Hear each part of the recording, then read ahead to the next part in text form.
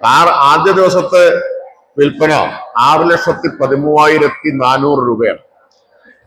രണ്ടാം ദിവസം 13,39,960 രൂപയുടെ വിൽപ്പനയാണ്. ഇന്നലെ മൂന്നാം ദിവസത്തെ കണക്ക് 19,63,000-ത്തിലധികമാണ്.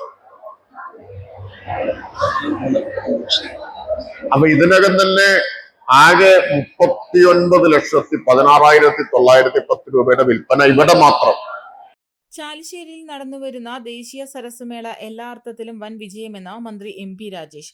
നഗരങ്ങളിലേതിനേക്കാൾ വലിയ ജനമുന്നേറ്റമാണ് ചാലിശ്ശേരി സരസ് മേളയിലേത്.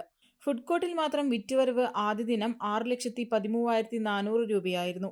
രണ്ടാം ദിനം 13,39,960 രൂപയായി വർദ്ധിച്ചു.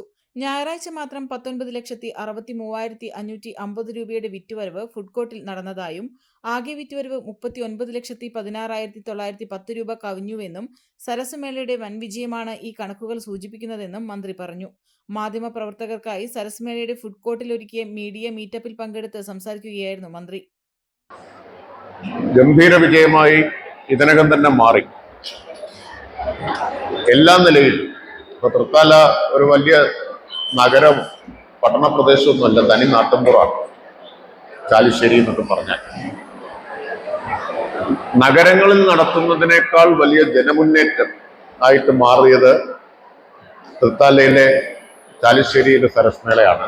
മറ്റ് ഗ്രാമപ്രദേശങ്ങളിലും നടന്നപ്പോൾ ഇതായിരുന്നു അനുഭവം. അധികം ഇങ്ങനെ ഗ്രാമപ്രദേശത്ത് എനിക്ക് തോന്നുന്നു പഞ്ചായത്തിൽ ആദ്യമായിട്ടായിരിക്കും നടക്കുന്നത് മേള.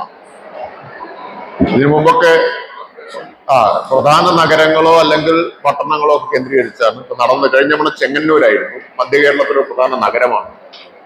അതിനു മുമ്പത്തെ വർഷം കോഴിക്കോട് നഗരത്തിലാണ്, കേരളത്തിൽ തന്നെ ഏറ്റവും വലിയ നഗരത്തിലാണ് നടന്നത്. പിന്നെ എറണാകുളത്താണ് നടന്നത്, തൃശ്ശൂരിൽ നടന്നിട്ടുണ്ട്. പിന്നെ നടന്നത് നോക്കിയാലും ഇടത്തരം പട്ടണങ്ങളാണ്. പൊന്നാനിയിൽ നടന്നിട്ടുണ്ട്, പട്ടാമ്പിയുണ്ട്, കുന്നംകുളത്ത് നടന്നിട്ടുണ്ട്. ഒക്കെ മുനിസിപ്പാലിറ്റികളാണ്. അപ്പൊ പലർക്കും ഒരു ആശങ്ക ഉണ്ടായിരുന്നു, ഒരു പഞ്ചായത്തിൽ കൊണ്ടുപോയിട്ട് ഇത്രയും വലിയൊരു ദേശീയ മേള നടത്തിയാൽ എന്താവും എന്ന്. ആ ആശങ്ക ഉയർത്തിയവർക്കെല്ലാമുള്ള മറുപടി ആദ്യത്തെ ദിവസം തന്നെ തൃത്താല കൊടുത്തു കഴിഞ്ഞു.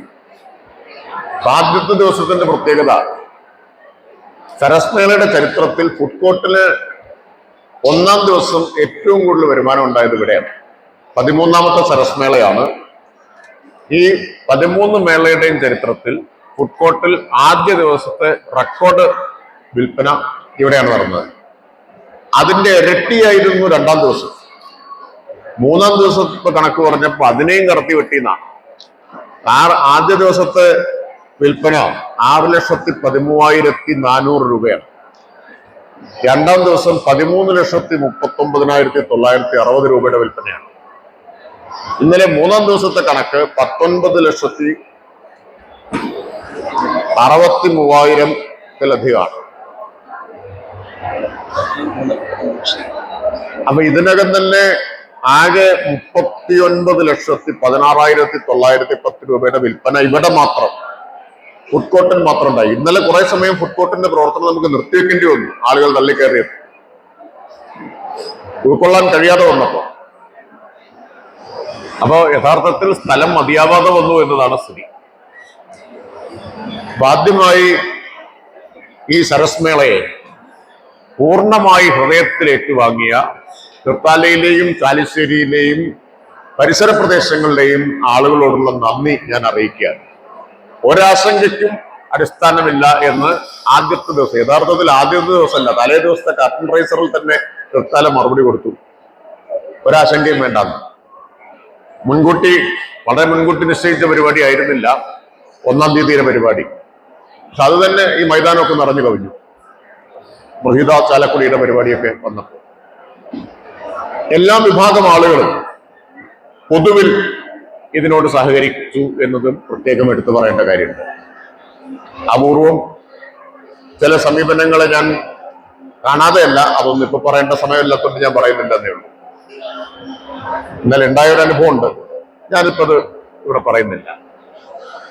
പക്ഷെ ജനങ്ങളാകെ ഇത് ഏറ്റെടുത്തു, ആ കാര്യത്തിൽ സംശയമില്ല.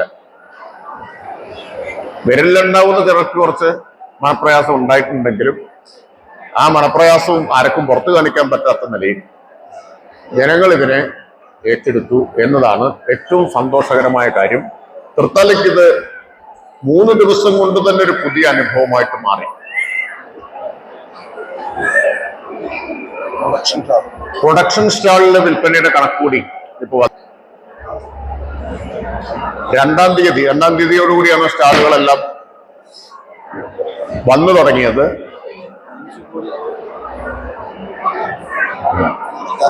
93,564 രൂപയുടെ വിൽപ്പന ഉൽപ്പന്ന സ്റ്റാളുകളിലുണ്ടായി ആദ്യ ദിവസം. അന്ന് വൈകുന്നേരമാണ് മുഖ്യമന്ത്രി ഉദ്ഘാടനം ചെയ്തതെന്ന് ഓർക്കണം. 3-ാം തീയതി 2-ാമത്തെ ദിവസം അത് 78,83,739 രൂപയുടെ വിൽപ്പനയായിട്ട് ഉയർന്നു. ഇന്നലത്തെ കണക്കായിട്ടില്ല. അപ്പൊ 2 ദിവസം കൊണ്ട് 1,35,77,303 രൂപയുടെ വിൽപ്പന നടന്നു.